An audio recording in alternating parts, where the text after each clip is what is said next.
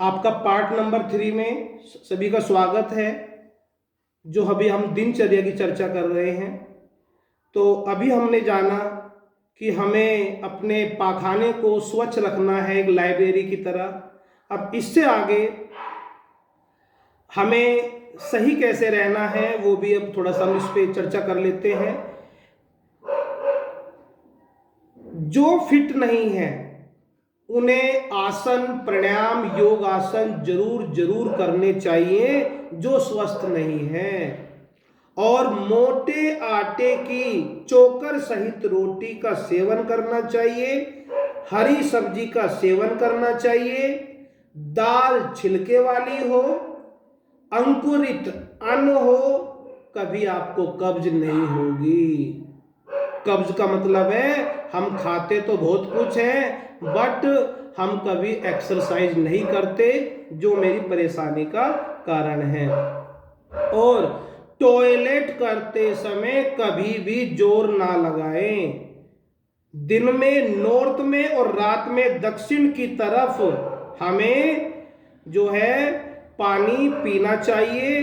पानी का जो ध्यान है, ध्यान रखें कि जब भी हम कभी टॉयलेट जाते हैं, गंदी छींटे मेरे कपड़ों पर, मेरे वस्त्रों पर ना पड़े किसी तरह की।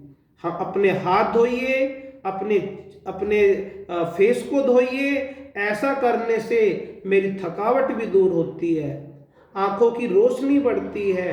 हाथ, पैर और मल मार्गों को सदा शुद्ध रखने से, अगर मैं अपने हाथों को, पैरों को और अपने मल मार्ग जो अपने निष्कासन अंग है, अगर मैं उन्हें शुद्ध रखूंगा या रखूंगी तो इससे मेरी बुद्धि और आयु बढ़ती है तथा लक्ष्मी व पाप नष्ट होते हैं। तो इस बात का हमें विशेष ध्यान रखना होगा। नेक्स्ट पॉइंट आता है हमारा मुख शुद्धि। मुख शुद्धि क्या होता है? मुख शुद्धि होता है कि मल त्याग के बाद मुंह, हाथ, पैर भी वॉश करें। अगर हम ये वॉश नहीं करते हैं तो फिर मुख शुद्धि नहीं होगी। नेक्स्ट पॉइंट है दंत धावन। हमें अपने दांतों की रक्षा भी करनी चाहिए। हमें शाम को सोते समय और सुबह अपने दांतों को कम से कम 2 बार ब्रश करना होगा। अगर हम उसमें ब्रश करेंगे तो हमारे दांत स्वस्थ रहेंगे।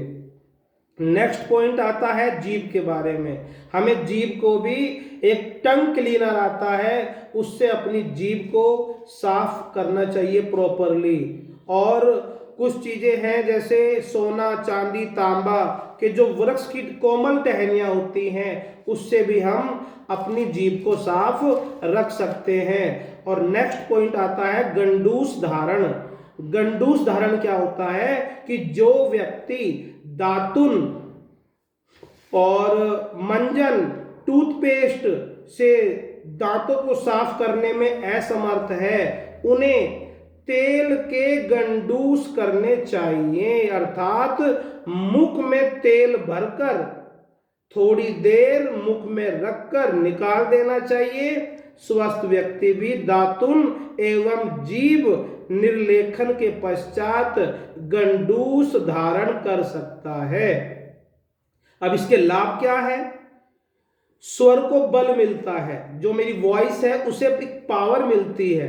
शरीर में मांस की वृद्धि होती है, मुख की दुर्गंध दूर होती है, जीभ भी शुद्ध होती है, रसों का ज्ञान तथा भोजन के प्रति मेरी रुचि बढ़ती है, और मुख और कंठ में कभी भी शुष्कता नहीं रहती, होठ कभी नहीं फटते, दांतों का कभी क्षय नहीं होता, नुकसान नहीं होता, वरना उनकी जड़ें मजबूत हो जाती है। ऐसा करने से खट्टे पदार्थों को खाने पर भी हमारे जो दांत है, दंत हर्ष है, नहीं होता, दांत खराब नहीं होते।